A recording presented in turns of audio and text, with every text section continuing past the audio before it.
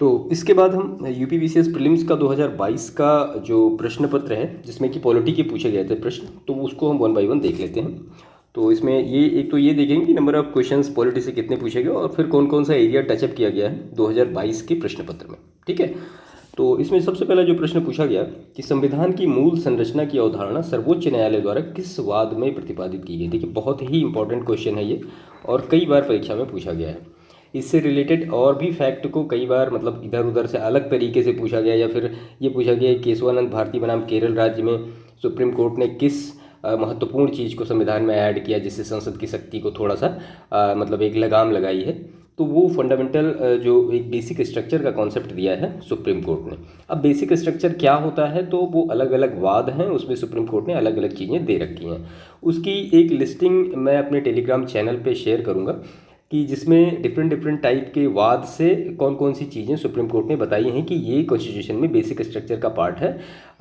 जो संसद है वो किसी भी हालत में इन सारी चीज़ों को बदल नहीं सकती है। तो यहाँ पे केशवानंद भारती बनाम केरल राज्य जो कि 1973 का ये वाद है, इसमें ये कहा गया था कि बेसिक स्ट्रक्चर का एक कॉन्सेप्ट दिया गया। ठीक है, क्वेश्चन नंबर 2 है शिक्षा का अधिकार मौलिक अधिकारों में सम्मिलित कब किया गया।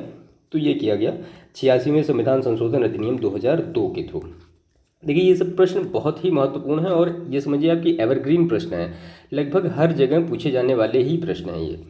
तो 86वें संविधान संशोधन अधिनियम 2002 के द्वारा शिक्षा का अधिकार जो है वो मौलिक अधिकारों में सम्मिलित किया गया। इस संविधान संशोधन के द्वारा संविधान में अनुच्छेद 21A जोड़ा गया और इसके तहत 6 से 14 वर्ष की आयु के बच्चों के लिए निःशुल्क एवं अनिवार्य शिक्षा का प्रावधान किया गया। अब 0 से 6 जो साल के लिए बच्चों की शिक्षा का और सारी चीज़ों का है, तो उसके लिए फिर वो डीपीएसपी में दिया गया है। ठीक है, ये कन्फ्यूजन नहीं होना चाहिए। तो डीपीएसपी में 0 से 6 साल तक का है और 6 से 14 साल तक का वो फंडामेंटल राइट है। इस अधिनियम के द्वारा संविधान के अनुच्छेद 45 तथा अनुच्छेद 51 क में संशोधन किए जाने का प्रावधान है। ठीक है, इसके बाद क्वेश्चन नंबर 3 है निम्नलिखित में से कौन सा मौलिक कर्तव्य नहीं है। तो इसका मतलब जो 11 के 11 मौलिक कर्तव्य हैं उनके बारे में आपको अच्छी तरीके से याद होना चाहिए। अगर याद नहीं है तो कम से कम उनको बैठ के याद कर लीजिए। ठीक है, और वैसे भी जो फंडामेंटल ड्यूटी है वो हमें पता होनी चाहिए। जो सिटीजन ऑफ इंडिया है सभी को ये पता होना चाहिए कि उसके फंडामेंटल ड्यूटी क्या क्या है। तो इसमें राष्ट्रीय महत्व के स्मारकों और स्थानों की रक्षा करना ये जो है आर्टिकल 49 में दिया गया है। ठीक है, तो ये जो है फंडामेंटल ड्यूटी का पार्ट नहीं, ये डीपीएसपी का पार्ट है। क्लियर, और जो फंडामेंटल ड्यूटी है वो 51A में ऐड किया गया, बाद में उसको अमेंड किया गया 1976 में। क्वेश्चन नंबर 4 है निम्नलिखित में से किसने भारत के राष्ट्रपति का पद ग्रहण करने के पूर्व उपराष्ट्रपति के पद पर कार्य नहीं किया। ठीक है, तो यहाँ पे R Venkataraman, doctor Zakir Hussain, doctor Shankar Dayal Sharma, ये सभी जो है वाइस प्रेसिडेंट रहे, बट नीलम संजीव रेड्डी जो है ये वाइस प्रेसिडेंट नहीं रहे, ये डायरेक्ट प्रेसिडेंट इलेक्ट हुए। इसके बाद क्वेश्चन नंबर 5 है निम्नलिखित में से कौन सा एक सही सुमेलित नहीं है। तो ये लोकसभा और उनका जो चुनाव वर्ष हुआ वो सारा दिया गया है। तो पहली लोकसभा 1951 में, 7वीं 1980 में, 11वीं 1996 में, 9वीं 1989 में और 13वीं जो है 1999 में। तो इस तरह से भी प्रश्न पूछे जाते हैं, इनके बारे में भी थोड़ा विशेष ध्यान रखिएगा। क्वेश्चन नंबर 6 है प्रथम अंतरिम राष्ट्रीय सरकार की घोषणा कब की गई। तो 24 अगस्त 1946 को प्रथम अंतरिम राष्ट्रीय सरकार की घोषणा की गई। देखिए पॉलिटी में कॉन्सेप्ट के साथ साथ फैक्ट बहुत महत्वपूर्ण है। आपको ये जो डेट है ना, ये बहुत मतलब इंपॉर्टेंट चीज़ है और इसमें आपको 1 या 2 प्रश्न इस तरह से डेट वाले जो फैक्ट होते हैं वो मिल जाएंगे। तो प्रथम अंतरिम राष्ट्रीय सरकार की घोषणा 24 अगस्त 1946 को कैबिनेट मिशन योजना के तहत की गई। भारत की अंतरिम सरकार, जिसे भारत की अंतरिम सरकार के रूप में भी जाना जाता है, 2 सितंबर 1946 को भारत की नवनिर्वाचित संविधान सभा से गठित की गई, जिसका कार्य क्या था, तो ब्रिटिश भारत को स्वतंत्रता के संक्रमण में सहायता करना। ये सरकार 15 अगस्त 1947 जो कि भारत की स्वतंत्रता और विभाजन की तारीख है और पाकिस्तान के निर्माण की तारीख तक बनी रही। क्वेश्चन नंबर 7 की बात करें तो भारत में नियंत्रक महालेखा परीक्षक की ऑडिट रिपोर्ट का परीक्षण कौन करती है। तो वो लोक लेखा समिति है। ये कैग की जो रिपोर्ट आती है उसका पूरा परीक्षण करती है कि क्या क्या कैसे कैसे सारी चीज़ें हो रखी हैं। इसके बाद क्वेश्चन नंबर 8 है, तो ये समिति दी गई है और उनका नियुक्ति वर्ष दिया गया है जो कि डीपी उससे पंचायती राज से रिलेटेड है।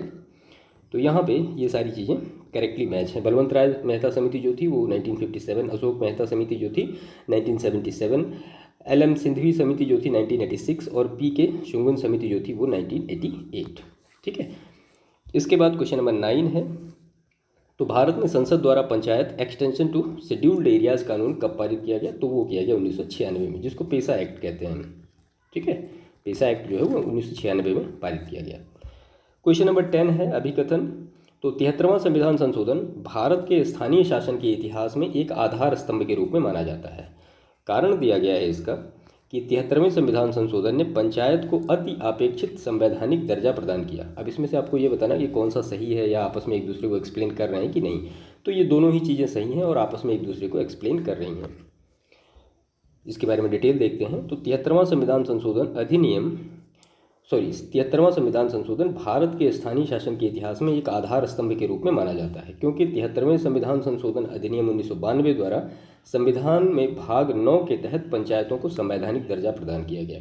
इस संशोधन के अंतर्गत संविधान में 11वीं अनुसूची जोड़ी गई, जिसमें पंचायत संबंधी 29 विषय शामिल किए गए। अब ये प्रश्न कई बार पूछा गया है कि पंचायत में जो 11th शेड्यूल्ड है उसमें कितने सब्जेक्ट आ रहे हैं पंचायत के लिए, तो वो 29 हैं। अब राज्य सरकार के ऊपर निर्भर करता है कि 29 में से कितने जो विषय हैं या कितने जो पार्ट हैं वो पंचायत को दे सकती है काम करने के लिए। क्वेश्चन नंबर 11 हम देखते हैं। तो निम्नलिखित युग्मों में से कौन सा एक सुमेलित नहीं है, पूछा गया है। तो ये राज्य विधानसभा के सदस्यों की संख्या है। तो उत्तराखंड में तो 70 हैं, गोवा में 40 हैं, उत्तर प्रदेश में 403 हैं, मणिपुर में जो है वो कितने हैं, 60 हैं, 62 नहीं है। ठीक है। क्वेश्चन नंबर 12 है किस संविधान संशोधन के द्वारा दिल्ली को राष्ट्रीय राजधानी क्षेत्र बनाया गया? तो वो 69वां संविधान संशोधन था, जिसके द्वारा दिल्ली को राष्ट्रीय राजधानी क्षेत्र बनाया गया। वर्ष 1991 में 69वें संविधान संशोधन के द्वारा दिल्ली को राष्ट्रीय राजधानी क्षेत्र बनाया गया तथा केंद्र शासित प्रदेश दिल्ली को विशेषाधिकार प्रदान किया गया। दिल्ली संघ राज्य क्षेत्र के लिए विधानसभा और मंत्रिपरिषद का भी उपबंध किया गया। लेफ्टिनेंट गवर्नर को दिल्ली का प्रशासक नामित किया गया। क्वेश्चन नंबर 13 है अनुसूची और विषय। आपको ये बताना है कि इसमें से कौन सा सही है। तो ये सारे ही मैच हैं, प्रश्न में थोड़ा अलग रहा होगा। तो तृतीय अनुसूची शपथ या प्रतिज्ञान के प्रारूप के रूप में। चतुर्थ अनुसूची जो है वो राज्यसभा में सीटों का आवंटन है। 7वीं अनुसूची में संसद और राज्य विधानमंडल द्वारा बनाए जाने वाली विधियों की विशेष सूची दी गई है। और 8वीं अनुसूची में जो कि लैंग्वेजेस दी गई, भाषाएं दी गई हैं। इसके बाद क्वेश्चन नंबर 14 है तो 2 या 2 से अधिक राज्यों के लिए एक संयुक्त लोक सेवा आयोग बनाया जा सकता है। तो संबंधित राज्यों के निवेदन पर संसद के द्वारा ये बनाया जा सकता है। ठीक है। क्वेश्चन नंबर 15 है निम्नलिखित विषयों पर विचार कीजिए, उन्हें क्रमानुसार जैसा संविधान में उल्लिखित है व्यवस्थित कीजिए। तो आपको यहाँ पे पार्ट सारे बताने हैं, कौन सा पार्ट किससे रिलेटेड है। तो संघ तथा उसका कार्यक्षेत्र, ये पार्ट 1 है। मौलिक कर्तव्य जो है 4A आप जानते हैं। नागरिकता पार्ट 2 में है। और जो DPSP है यानी राज्य के नीति निर्देशक तत्व हैं वो पार्ट 4 में दिए गए हैं। तो यहाँ पे इसके अकॉर्डिंग आपको मैच करना था। तो ये पहला हो गया, उसके बाद फिर ये तीसरा आ गया जो नागरिकता का पार्ट है, उसके बाद फिर DPSP आ गया और उसके बाद फिर मौलिक कर्तव्य आ गया। तो इस तरह से इनको ऑप्शन बी यहाँ पे करेक्ट होगा। तो ये जो प्रश्न थे पूरे, ये 2022 के प्रश्न थे जो कि पूछे गए। 15 प्रश्न पूछे गए पॉलिटी से रिलेटेड।